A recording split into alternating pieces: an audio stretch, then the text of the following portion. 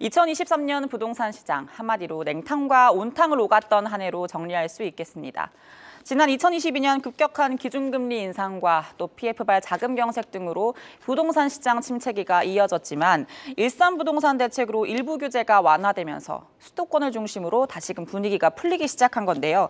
먼저 2023년 전국 부동산 가격 어떻게 움직였는지 한번 살펴보겠습니다. 2023년 1월 96.1이었던 아파트 매매 가격 지수는 5월까지 꾸준히 떨어진 이후 8월 소폭 반등하기 시작했습니다. 전국 지도를 그럼 한번 보겠습니다. 전국 지역 어디가 가장 많이 빠졌을까요? 가장 큰 폭으로 떨어진 지역 바로 대구입니다.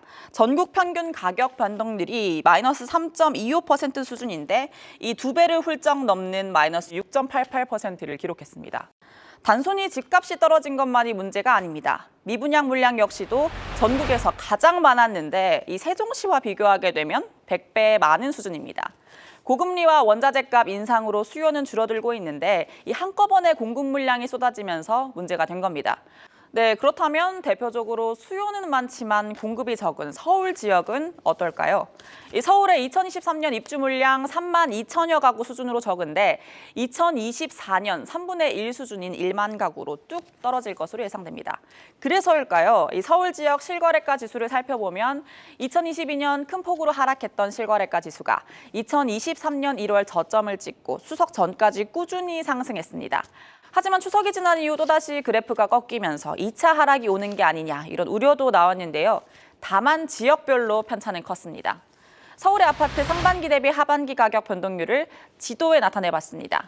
이 색깔이 진할수록 많이 가격이 올랐다는 의미입니다. 주로 성동구와 광진구, 강남구, 송파구 등 위주로 이 고가 지역 위주로 상반기 대비 하반기 가격이 크게 올랐는데요. 반면 노원구와 도봉구, 구로구 등의 중저가 지역의 가격 상승은 좀 미미한 수준입니다. 영끌족이 많이 모여있는 지역의 경우 이 고금리를 이기지 못하고 집을 급매물로 내놓는 경우가 많았기 때문에 이런 현상이 발생하게 된 겁니다. 여기에 특례보금자리론이 중단되면서 수요 역시 뚝 끊겨 향후 서울 지역 내 양극화가 더 가속화될 거라는 게 전문가들의 분석입니다. 이 같은 현상은 청약시장에서도 뚜렷하게 볼 수 있습니다. 서울 민간 아파트 평당 분양가 3,200만 원 선을 돌파하면서 이 청약 옥석 가리기가 본격화된 건데요.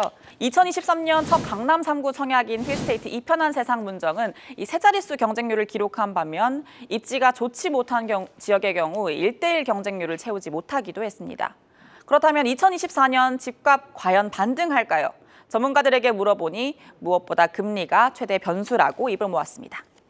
1분기 정도가 되면 총선을 앞두고 여러 가지 공약들이 나오는 와중에 금리가 이제 인하될 거다라는 이슈가 임박하게 됩니다. 지금 미국과 국내 금리 사이에 이제 2%포인트 정도의 격차가 벌어져 있으니까요.